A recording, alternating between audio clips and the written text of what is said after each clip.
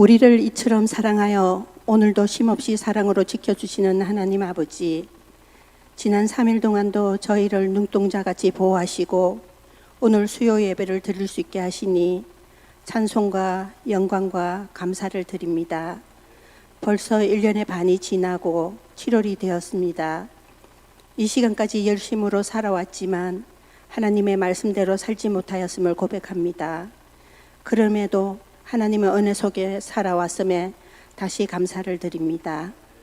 이전의 결단과 다짐이 흐릿해지지만 다시 돌아보게 하시고 바뀌지 않는 상황 속에서도 함께 하시는 하나님을 믿으며 악한 영으로 바라보는 모든 시선을 바꾸게 하옵소서. 다음 주에 시작되는 과테말라 단기 선교를 위해 기도합니다. 그 영혼들을 가엾이 여기고 구원의 길로 인도하고 믿지 않던 어린 영들을 하나님의 자녀되는 시간 되게 하옵소서.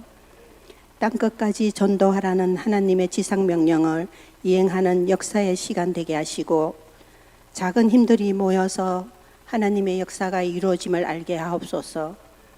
거두는 이는 하나님이시니 저희는 맡겨진 사명에 충실하게 하옵소서. 나를 앞세우지 않고 오직 하나님만 드러나게 하옵소서. 이 시간 주님의 말씀을 듣습니다. 한상희 목사님을 말씀으로 무장케 하옵시고 늘 기도로 무릎 꿇어 하나님께서 들으시는 종 되게 하옵소서. 또한 저희들은 듣는 그 말씀을 통하여 생명과 능력을 경험하는 시간 되게 하옵소서. 늘 수고하는 일의 찬양팀에게 갑절의 은혜가 부어지게 하옵소서. 시작과 마침이 주님께 있사오니 그 역사의 흐름에 저희가 함께함을 감사드리며 우리를 위해 기도하시는 예수 그리스도의 이름으로 기도합니다. 아멘.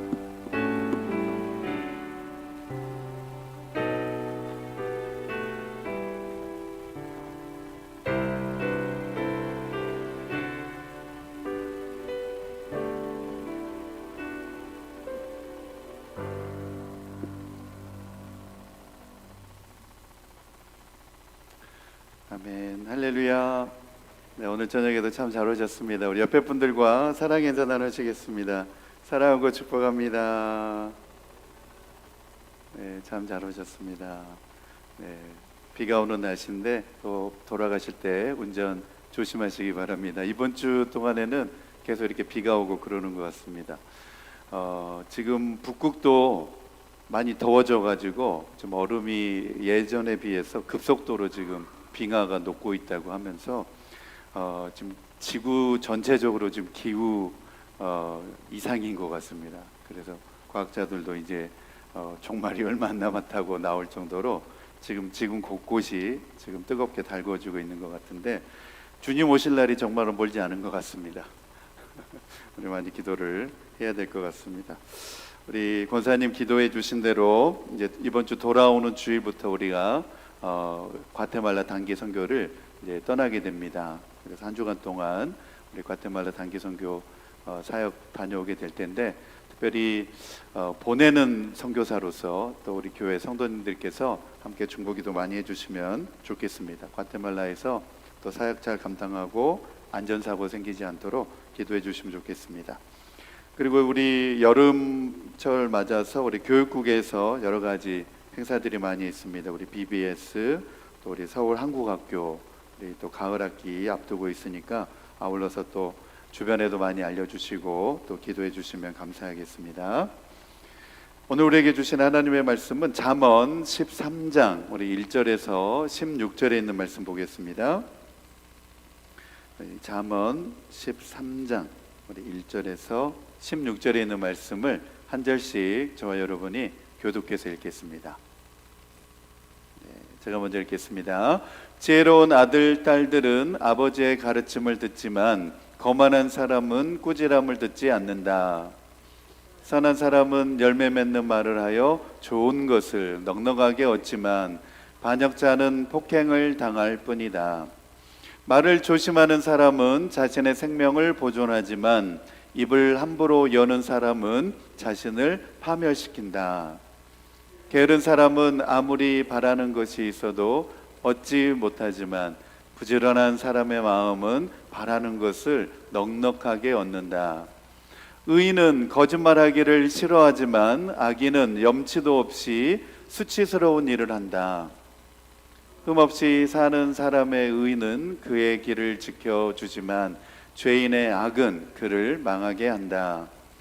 부자인 채 하나 아무것도 없는 사람이 있는가 하면 가난한 채 하나 많은 재물을 가진 사람이 있다. 부유한 사람은 재물로 자기 목숨을 속하기도 하지만 가난한 사람은 협박을 받을 일이 없다. 의인의 빛은 밝게 빛나지만 악인의 등불은 꺼져버린다. 교만에서는 다툼만 일어날 뿐이다. 지혜 있는 사람은 충고를 받아들인다. 쉽게 얻은 재산은 줄어드나 손수 모은 재산은 늘어난다. 소망이 이루어지지 않으면 마음이 병들지만 소원이 이루어지면 생명나무를 얻는다. 말씀을 멸시하는 사람은 스스로 망하지만 계명을 두려워하는 사람은 상을 받는다. 지혜 있는 사람의 가르침은 생명의 샘이니 죽음의 그물에서 벗어나게 한다. 선한 지혜는 은혜를 베푸나 배신자의 길은 스스로 멸망하는 길이다. 영리한 사람은 잘 알고 행동하지만 미련한 사람은 어리석음만을 드러낸다. 아멘. 아멘. 이 말씀을 토대로 해서 저와 여러분이 지혜 있는 사람 되기를, 지혜 있는 성도 되기를 축복합니다.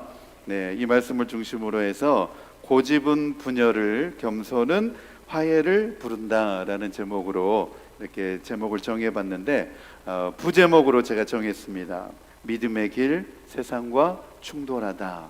믿음의 길은 어떤 세상의 가치와 항상 충돌하게 되어 있다라는 그런 내용입니다. 사실 이 시간에 이 설교가 30분, 35분, 길어야 35분 이렇게 되지만 듣는 여러분들은 이 35분, 30분 설교 듣지만 설교를 준비하는 사람은 이 본문을 가지고 많은 시간을 씨름하고 또 준비하고 해가지고 오늘 이렇게 말씀을 전하는 겁니다. 그래서 오늘 새벽에도 이 잠언 13장에 있는 말씀을 계속 묵상하고 또 기도하는 가운데 오늘 저녁에 우리가 어떤 말씀으로 함께 나누면 좋을까 계속 묵상하는 가운데서 그런 결론에 도달하게 되었습니다. 세상적인 가치와 믿음의 가치는 상호 함께 할 수가 없고 언제나 충돌을 일으키게 되어 있다라고 하는 사실이 문득 저에게 주시는 성령님의 감동이었습니다.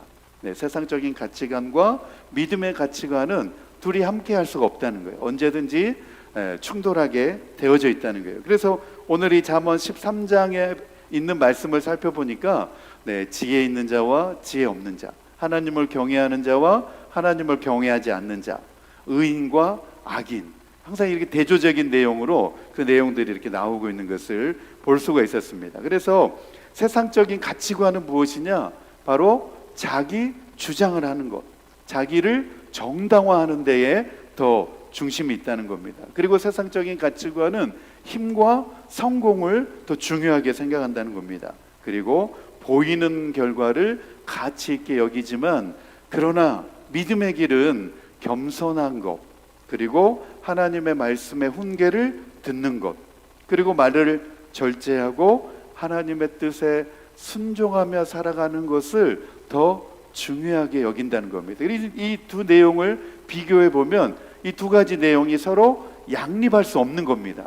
그래서 세상적인 가치관과 믿음의 가치관은 늘 서로가 양립할 수 없기 때문에 충돌이 불가피하다, 그런 생각을 가져보게 되었습니다. 세상은 이기는 것에 집중하지만 자막이 있습니다.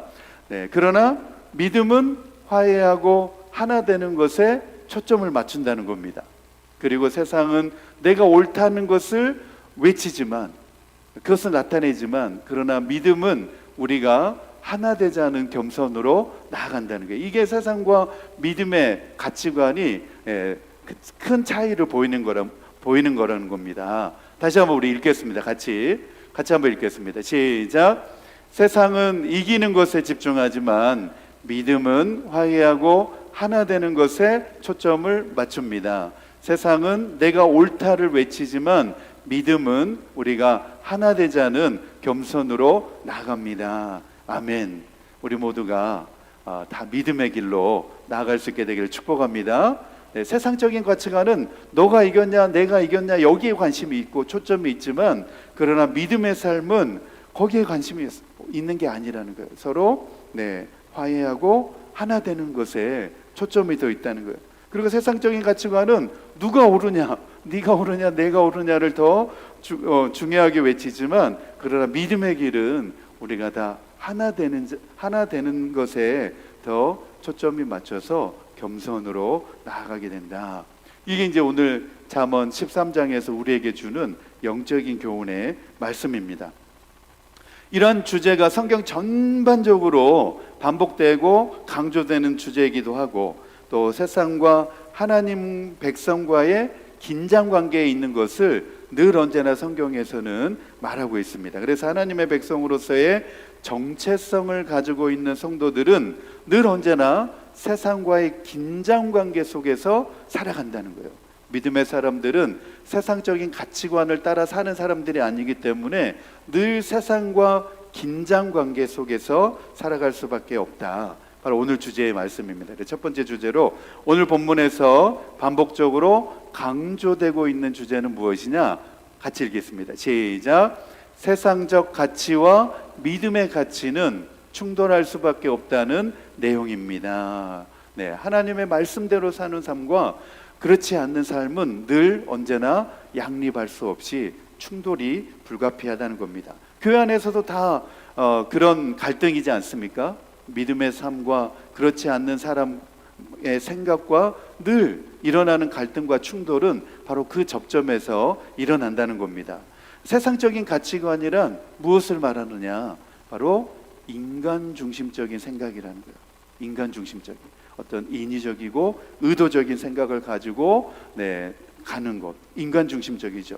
그리고 자아 실현에 초점이 맞춰져 있습니다. 내가 얼마만큼 내가 무엇을 했느냐, 나의 의를 드러내는 것, 거기에 맞춰져 있고, 성공과 경쟁, 그리고 물질과 성취, 얼마나 성취했느냐, 그리고 그런 중심의 사고방식이 바로 세상적인 가치관의 중심이라는 겁니다. 그러한 이 가치관의 중심에는 바로 무엇이 들어있냐? 나의 만족이 들어있습니다. 나의 만족과 권리를 더 중요하게 앞세우는 것, 그것이 바로 세상을 쫓는 가치관이라는 겁니다. 세상의 기준이 되는 부와 명예, 권력, 그것을 인생의 주된 가치, 핵심으로 삼고 판단하는 것이 세상적인 가치관에 무게를 두며 살아가는 삶이라는 겁니다. 그러면서 세상은 약육강식에 강한 자만 살아남는다. 그리고 성공이 곧 행복이다. 자기 인생은 자기가 책임진다 등 이런 핵심적인 논리를 가지고 사는 사람들입니다. 반면에 믿음의 가치관은 무엇을 말하느냐? 성경적인 가치관이라고도 말할 수 있는데, 인간 중심이 아니라 하나님 중심이라는 거예요. 내 뜻보다는 하나님의 뜻이 더 중요하다는 거예요. 너무 다르죠? 세상적인 가치관으로 사는 사람은 내 중심의 삶을 사는 거예요. 자기 중심. 그러나 믿음의 가치관, 성경적인 가치관을 가지고 있는 사람은 하나님의 뜻이 더 중요하고 말씀에 순종하는 삶이 더 중요하다는 거예요. 그리고 섬김과 희생, 섬김을 받기보다는 섬기는 삶으로 나아간다는 겁니다. 그리고 영원한 소망과 진리를 향한 삶의 태도를 가지고 있다는 거예요. 그러다 보니까 너무나 다르잖아요. 그래서 믿음의 가치관을 가지고 있는 사람과 세상적인 가치관을 가지고 있는 사람은 늘 언제나 갈등하고 충돌할 수밖에 없다는 것입니다. 믿음의 가치관은 자기를 드러내는 것이 아니라 자기를 부인하는 삶으로, 그리고 자기 십자가를 지는 삶으로 가고, 섬김을 받으려고 하고 대접을 받으려고 하는 것이 아니라 섬기는 자로 살아가게 된다는 것입니다. 그리고 영원한 상급을 바라보고 세상과는 전혀 다른 가치관을 내세우면서 살아간다는 것입니다. 그래서 세상적인 가치관을 가지고 있는 사람들은 그런 모습들을 이해를 못하는 거죠. 그래서 그리스도인들의 삶은 세상과 본질적으로 다른 방향을 향해서 걷는 여정이다, 이렇게 정의할 수 있습니다. 세상과 본질적으로 다른 방향이라는 겁니다. 그래서 세상적인 가치관을 가지고 있는 사람들이 볼 때 신앙인들을 보면 때로는 답답하게 생각되어지고 때로는 바보처럼 여겨질 때도 있다는 것입니다.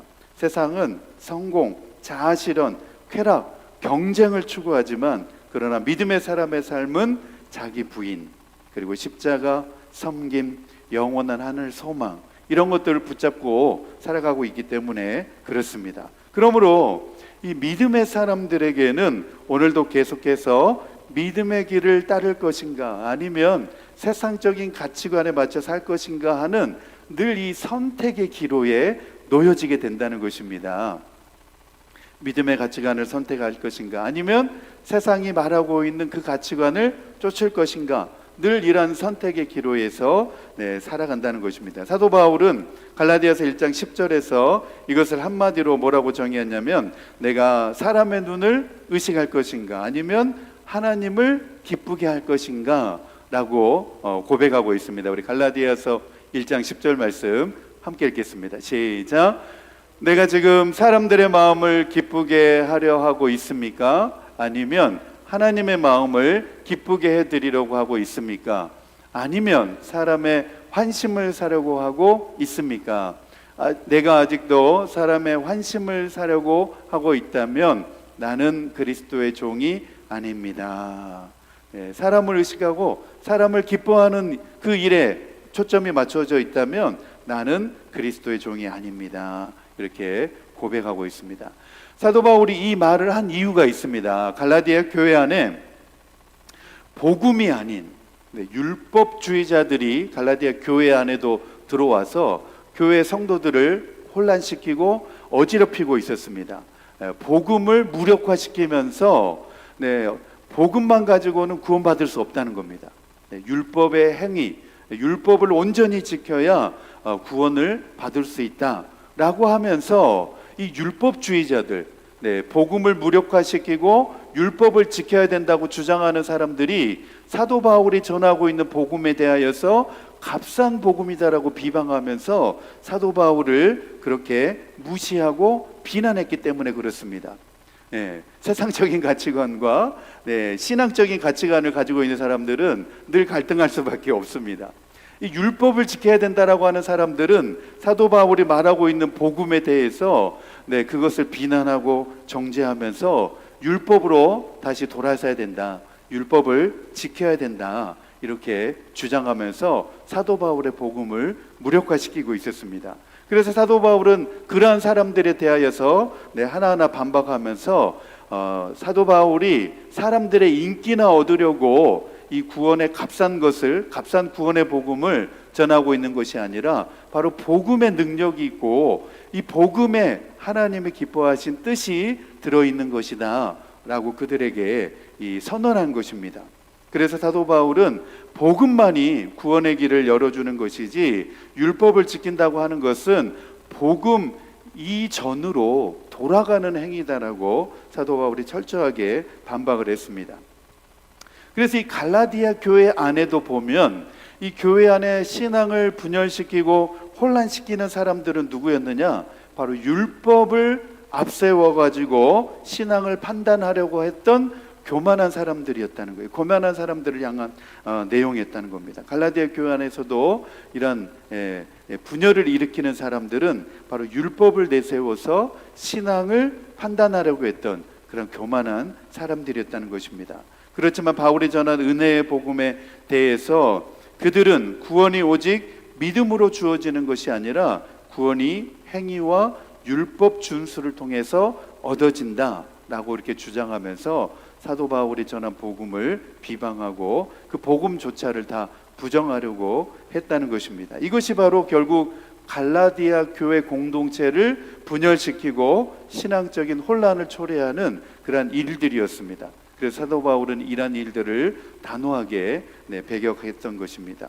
첫 번째로 우리 같이 읽겠습니다. 첫 번째 시작. 고집과 교만은 분열의 불씨가 되지만 겸손과 지혜는 화해와 회복의 통로가 됩니다. 오늘 말씀에도 이 주제가 중요하게 등장하죠. 네, 가정과 직장 그리고 교회 공동체 안에서도 나만이 옳고 상대방은 다 틀렸다 이렇게 주장하는 그런 내용들을 주장하는 그런 것으로 인하여서 사람들과의 관계가 무너지고 깨집니다. 그런데 우리는 서로가 다르다는 것을 우리는 인정할 수 있는 겸손함이 우리들에게 다 필요합니다. 다른 것이 틀린 것은 아니기 때문에 그렇습니다. 그런데 우리는 다르면 무조건 틀린다라고 하는 틀렸다라고 하는 관점으로 접근하기 때문에 결국은 그것이 다툼으로 갈등으로 생겨나는 것 같습니다. 서로 다름에 대해서 무시하고 비방할 것이 아니라 존중하는 겸손과 그리고 듣는 마음, 경청의 태도가 결국엔 가정과 또 사회, 직장 내에서도 그리고 교회 공동체 안에서도 화해와 회복을 이끌어주는 믿음의 자세라고 하는 사실을 저와 여러분이 기억할 수 있게 되기를 축복합니다. 가정에서도 그렇죠. 부부 사이에서도 대화하다 보면 의견 충돌이 있습니다. 의견 충돌이 생기고 또 그것으로 인하여서 다툼이 일어나는 요소가 되기도 합니다. 그런데 그 다툼이 일어나는 요소를 가만히 살펴보면 지극히 사소한 것에서부터 시작이 되는 것을 볼 수 있습니다. 무슨 대화하다 보면 항상 당신은 그렇게 말해.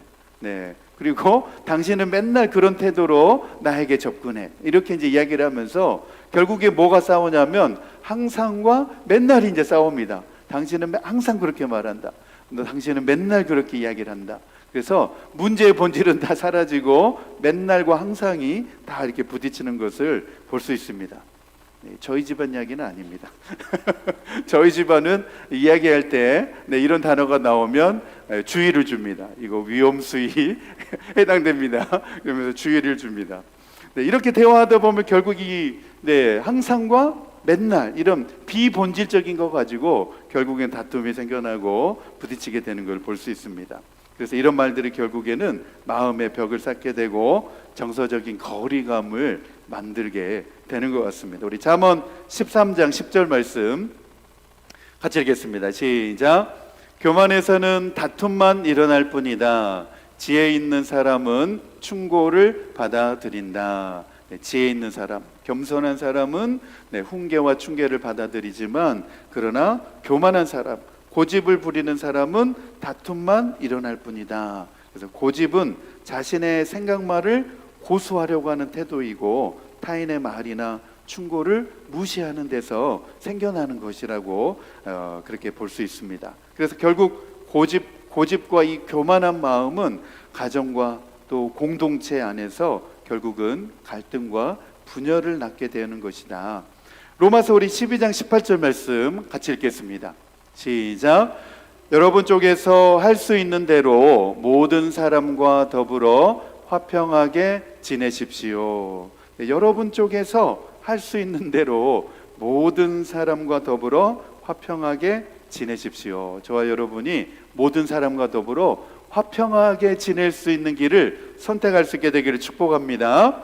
이 구절의 이 말씀에서는 우리가 우리 자신의 고집이나 감정보다 관계의 회복과 화평을 더 우선시해야 된다는 사실을 이 말씀에서 우리에게 교훈하고 있습니다. 우리가 통제할 수 있는 한 다툼보다는 화해를 선택해야 되고 정죄보다는 이해와 용서를 선택해야 된다는 말씀의 의미입니다. 부부간에도 감정이 상할 때가 있죠. 감정이 상할 때 우리 어떻게 해야 됩니까? 문 닫고 저 사람이 잘못했다고 할 때까지 걸어담그고 절대 열어주지 말아야지. 그렇게 하는 부부가 있을까요?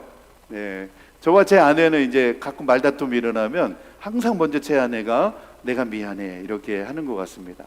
제 아내가 먼저 자기가 잘못 안 했는데도 내가 미안해 항상 이렇게 먼저 사과하는 걸 보면서 먼저 미안하다고 말하는 사람이 이기는구나, 그걸 제가 깨닫게 되었습니다.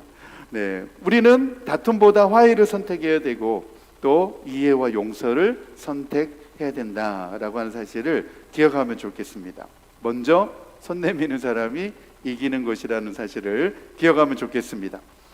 교회나 공동체에서도 생각이 다를 때가 많이 있습니다. 하지만 이 자기 주장을 강요하고 또 내세우기보다는 상대방의 생각도 한번 들어보면서 그 차이를 한번 비교해 보고 들으면서 화평의 길을 선택해 가는 것이 진정한 의미에서 겸손의 길이다. 그런 생각을 오늘 말씀을 준비를 하면서 하게 되었습니다. 결국 성도들은 교만과 고집보다는 화해를, 그리고 이기려고 하는 것보다는 평화를 위해서 양보하는 것이 더 중요하다는 사실을 우리 이 말씀을 통하여서 영적인 교훈으로 우리가 받으면 좋겠습니다.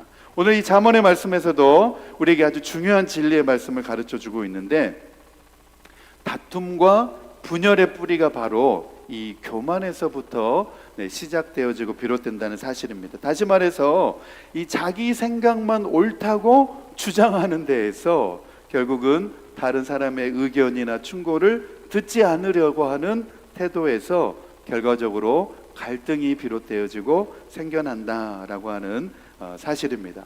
두 번째입니다. 두 번째 같이 읽겠습니다. 시작. 가정과 공동체 안에 갈등과 단절을 일으키는 고집과 교만을 피하고 화해와 회복의 통로가 되는 겸손과 지혜를 선택하는 삶을 살아야 합니다.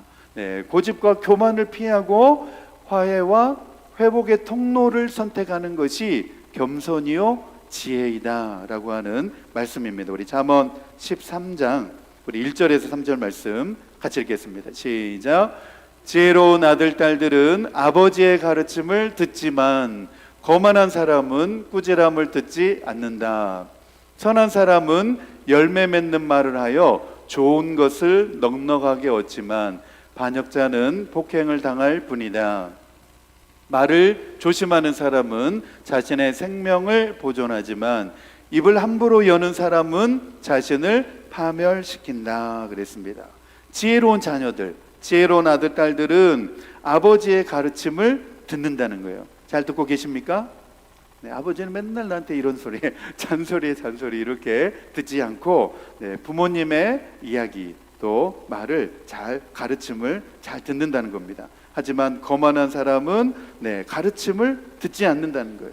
그리고 선한 사람은 열매 맺는 말을 하여 좋은 것을 넉넉하게 얻지만 유익한 말, 은혜로운 말, 덕이 되는 말을 하여서 좋은 거를 얻는다는 거예요.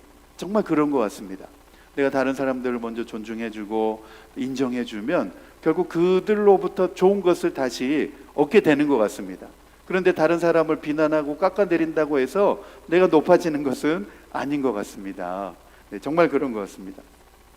제가 이제 그 유튜브에 쇼트라고 하는 영상을 봤는데 어떤 이제 그 헬스 클럽에서 어떤 이제 그 여자분이 어떤 남자가 이제 뭐 다가오니까 막 그 사람을 막 비난하고 정죄하는 거예요. 왜 다가오느냐? 막 저리 물러가, 저리 가, 막 이러면서 그 여자가 그래가지고 이제 뭐 이렇게 웨이트 있잖아요, 이렇게 드는 거 그거를 들다가 잠깐 허리가 삐끗해가지고 뭐 도움이 이제 필요하게 된 겁니다. 그런데 이제 그 남자가 저리 가라고 했지 않느냐 그러면서 그 남자가 절대 도와주지 않는 겁니다. 저리 가라고 막 물러가라고 꺼지라고 할 때는 언제고 이제 와서는 나한테 도와달라고 하느냐 그러면서 그 남자가 오히려 약을 올리는 그 장면이 이렇게 올라오는 것을 보게 되었습니다. 만약에 그 여자가 그 남자에게 이렇게 선의를 베풀고 존중하고 했다고 한다면 자기가 어려움을 당했을 때에 그 남자의 도움과 호의를 받을 수 있었을 텐데 그렇지 않았기 때문에 자기가 진짜 도움이 필요할 때는 도움을 받지 못한다, 이제 그런 생각을 해보게 되었습니다. 이 말씀에 보면 3절 말씀에 보면 말을 조심하는 사람은 자신의 생명을 보존하지만 입을 함부로 여는 사람은 자신을 파멸시킨다. 이게 말이 아무것도 아닌 것 같지만 생명을 보존하기도 하고 생명을 파멸의 길로 가기도 한다고 하는 것입니다. 그래서 우리가 성장의 길로 나아갈지 아니면 파멸의 길로 향할지 분별하는 것이 바로 지혜인데 그 분기점에 있는 결정적인 요소가 바로 겸손이라는 겁니다. 겸손, 교만과 반대적인 개념의 겸손이라는 겁니다. 겸손은 성장한 길로 나아가게 되지만, 그러나 반대로 교만은 파멸의 길로 나아갈 뿐이라는 겁니다. 그래서 겸손한 마음은 하나님의 말씀을 듣고 그 말씀의 훈계를 수용하고 그로 인하여서 성숙과 화해, 회복의 길로 나아가게 되어진다. 이것은 단순히 그 사람의 성격의 문제가 아니라는 겁니다. 하나님의 뜻을 따르고자 하는 겸손함이 있느냐 없느냐의 문제라고 하는 것을 이 잠언에서 말씀해 주고 있습니다. 이것이 신앙인의 겸손한 삶의 자세다라고 말하고 있습니다. 성격의 문제가 아니라는 겁니다. 하나님의 말씀대로 따르며 그 뜻을 순종하며 살고자 하는 마음의 자세라고 정의하고 있습니다. 세 번째로 우리 같이 읽겠습니다. 세 번째 시작. 성도들은 겸손과 화해의 길이 가장 지혜롭고 의로운 삶임을 기억하고 가정과 교회, 공동체 안에서 먼저 낮아지고 용서하며 하나님의 평화를 이루는 통로로 살아가야 합니다. 할렐루야, 아멘. 네, 공동체 안에서 우리가 먼저 겸손하게 낮아지고 용서하면서 화해의 길로 나아갈 수 있어야 된다는 것입니다. 겸손과 화해가 바로 지혜로운 삶의 열매이고 길이다. 이렇게 오늘 잠언은 우리에게 권면해 주고 있습니다. 그래서 성도들은 하나님 앞에서 겸손히 서야 하고 다른 이들과도 화평을 이루는 삶을 살아야 유익한 열매를, 선한 열매를 맺을 수 있고, 이것이 지혜로운 삶의 길이고 의로운 삶의 열매를 맺을 수 있고 하나님의 평강이 머무는 길이다라고 잠언의 말씀에서 우리에게 교훈해 주고 있습니다. 우리 잠언 13장 5절에서 9절 말씀 우리 계속해서 읽겠습니다. 시작. 의인은 거짓말하기를 싫어하지만 악인은 염치도 없이 수치스러운 일을 한다. 흠없이 사는 사람의 의인은 그의 길을 지켜주지만 죄인의 악은 그를 망하게 한다. 부자인 채 하나 아무것도 없는 사람이 있는가 하면 가난한 채 하나 많은 재물을 가진 사람이 있다. 부유한 사람은 재물로 자기 목숨을 속하기도 하지만 가난한 사람은 협박을 받을 일이 없다. 의인의 빛은 밝게 빛나지만 악인의 등불은 꺼져버린다. 그랬습니다. 5절 말씀에 보면 그렇죠. 의인은 거짓말하기를 싫어하지만 악인은 염치도 없이 수치스러운 일을 한다. 제가 이제 학교에서 동양철학 강의에도 이제 강의를 했었는데, 동양철학에서도 이 염치에 대한 그 철학이 나옵니다. 염치. 네, 부끄러움이죠. 부끄러움을 모르는 것을 가리켜서 염치가 없다. 이렇게 이제 정의를 하는데, 성경에도 보니까 이 내용이 비슷하게 나오더라고요. 염치도 없이 수치스러운 일을 한다.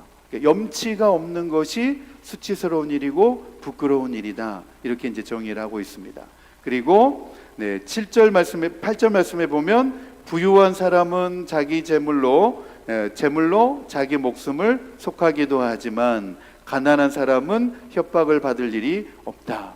재물 때문에 그 재물로 자기 목숨, 그러니까 강도가 찾아와서 목숨을 살려줄 테니까 네 재물을 내놔라 이렇게 한다는 거죠. 그렇지만 가난한 사람은 재물이 없기 때문에 그런 협박을 받을 일도 없다. 이렇게 이제 이야기하면서 겸손함과 또 교만을 이 말씀 가운데서 비유하고 있습니다. 그래서 오늘 말씀의 결론으로 우리 첫 번째로 생각해 보고자 하는 내용은 이 내용입니다. 믿음의 사람들은 세상과 구별된 존재로 부르심을 받았다고 하는 사실을 우리가 잘 기억해야 되고, 우리의 정체성을 바로 세상과 구별된 존재라고 하는 것에 두어야 된다는 것입니다. 세상과의 충돌은 피할 수 없는 것이지만 오히려 그것이 우리의 믿음이 살아있다는 증거가 된다는 것입니다. 그래서 우리는 세상을 따라 살도록 부름받은 것이 아니라 우리의 정체성은 무엇이냐? 그런 세상을 변화시키도록 위하여서 부름을 받은 존재라는 거예요. 우리 믿음의 성도들이 세상을 변혁하고 변화시키도록 부름을 받았다는 것입니다. 하나님의 말씀은 끊임없이 세상의 가치관과 기준을 따르지 말고 하나님의 뜻을 따라 우리의 생각과 삶의 방식을 변화시키며 사는 것이 참된 믿음의 길이라고 하는 것을 하나님 말씀 가운데 우리에게 해주고 있습니다. 우리 로마서 12장 2절 말씀 같이 읽겠습니다. 시작. 여러분은 이 시대의 풍조를 본받지 말고 마음을 새롭게 함으로 변화를 받아서 하나님의 선하시고 기뻐하시고 완전하신 뜻이 무엇인지를 분별하도록 하십시오. 이 시대가 이렇게 흘러가고 있지만 늘 하나님의 말씀은 어제나 오늘이나 또 영원토록 진리의 말씀이기 때문에 이 세상 풍조에 휩쓸리지 말고 하나님의 말씀으로 이 시대의 가치관을 분별하라는 거예요. 분별하라고 말씀하고 있습니다. 세상적인 가치관을 따라가지 말고 하나님의 말씀으로 마음을 새롭게 변화를 받아서 살아가야 될 우리의 정체성이라는 것입니다. 그런 삶 속에서 우리가 하나님의 뜻을 분별하고 그 말씀대로 우리가 실천하면서 살아갈 수 있다는 것입니다. 두 번째입니다. 두 번째 같이 한번 읽겠습니다. 시작. 세상의 욕망과 하나님께 속한 삶은 본질적으로 방향이 다르며 영원한 가치를 따르는 이가 참된 생명을 누리게 됩니다.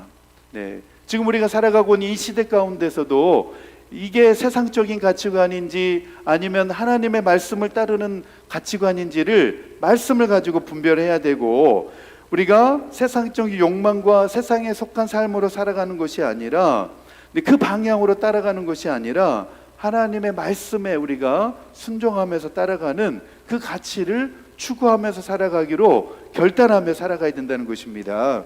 우리 요한일서 2장 15절에서 17절 말씀 같이 읽겠습니다. 시작. 여러분은 세상이나 세상에 있는 것들을 사랑하지 마십시오. 누가 세상을 사랑하면 그 사람 속에는 하늘 아버지에 대한 사랑이 없습니다. 세상에 있는 모든 것, 곧 육체의 욕망과 눈의 욕망과 세상 살림에 대한 자랑은 모두 하늘 아버지에게서 온 것이 아니라 세상에서 온 것이기 때문입니다. 이 세상도 사라지고 이 세상의 욕망도 사라지지만 하나님의 뜻을 행하는 사람은 영원히 남습니다. 할렐루야. 네, 이렇게 설교를 해도 목사님이 세상 물정을 모르셔서 그렇습니다. 그렇게 또 말할 수 있는 분이 있는지 모르겠지만 그렇지 않습니다. 성경을 통틀어 다 살펴보아도 노아도 그렇고 그 시대의 아브라함도 그렇고 세상적인 가치관을 떠나서 하나님의 말씀을 붙잡았을 때에 그들에게 하나님의 복이 임하게 되는 것을 볼 수가 있습니다. 이 시대에도 다르지 않습니다. 우리가 세상적인 가치관을 따라가면 마치 그것이 성공의 길로 가는 것 같지만 그렇지 않다는 것입니다. 지금도 오늘날에도 우리는 여전히 하나님의 말씀의 가치관, 믿음의 길을 선택하며 나아갈 때에 그것이 참된 생명의 길이라고 하는 사실을 우리가 반드시 기억을 해야 된다는 것입니다. 그래야 우리가 하나님의 보호와 인도하심을 받을 수 있다는 것입니다. 네, 믿음은 무엇이냐? 하나님을 나의 삶의 주인으로 모셔드리는 것, 내 삶의, 내 마음의 의자에 주님을 모셔드리는 것이 바로 믿음이라는 겁니다. 그 반대로 세상의 것들, 돈, 명예, 쾌락을 주인으로 삼게 되면 결국에는 욕망의 노예로 전락할 수밖에 없다는 것입니다. 그래서 끊임없이 우리는 늘 우리의 삶 가운데서 이러한 믿음의 선택과 결단을 요청받게 된다는 것입니다. 요청을 받을 수밖에 없다는 것입니다. 우리 실천을 위한 적용 첫 번째 같이 읽겠습니다. 시작. 내가 지금 하나님의 뜻보다 세상의 기준을 더 따르고 있는 것이 무엇인지를 생각해 보고 아직도 여전히 포기하지 못하고 붙들고 있는 세상적인 가치관을 과감히 내려놓고 포기하기로 결단합니다. 아멘. 결단하십니까? 아멘. 네, 결단하시면 마음이 편해지고 평안이 찾아옵니다. 두 번째입니다. 시작. 하나님이 기뻐하시는 삶의 방향으로 나아가기 위해 오늘 나의 삶의 중심을 하나님께로 돌리기로 결단합니다. 하나님이 기뻐하시는 삶의 방향으로 내가 나아가겠다 결단하면 그때부터 하나님이 내가 나아가야 될 방향의 길을 보여주십니다. 그것이 바로 믿음의 길인 줄로 믿습니다. 아멘. 오늘 말씀 우리 기억하시면서 우리 7월 주제 찬양입니다. 우리 찬양팀 나오시고 함께 이 찬양 부르시면서 우리 믿음을 함께 결단하겠습니다. 나는 주를 섬기는 것에 후회가 없습니다. 우리 같이 믿음으로 함께 고백하겠습니다.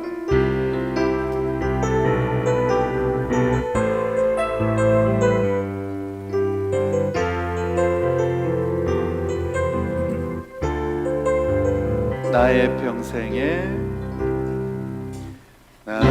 평생에 가장 복된 일은 내가 예수님을 만난 것이라.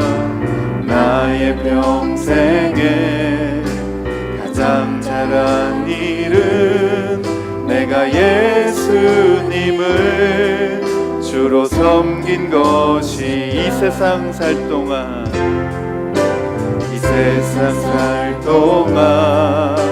내가 걷는 길이 때론 험하여서 넘어질 때도 주의 강한 손이 나를 붙드시니 나는 예수님만 주로 섬기며 나는 주를 섬기는 것에 후회가 없습니다. 내가 걸어온 모든 시간 다 주의 은혜니 내가 걸어갈 모든 날도 주만 섬기며 살리. 오직 예수 이름 부르며 살아가리. 이것이 나의 간증이요, 이것이 나의 간증이요, 이것이 나의 찬송일세. 나 사는 동안 끊임없이 구주를 찬송하리. 이것이 나의 간증이요, 이것이 나의 간증이요, 이것이 나의 찬송일세. 나 사는 동안 끊임없이 구주를 찬송하리로다. 아멘, 아멘.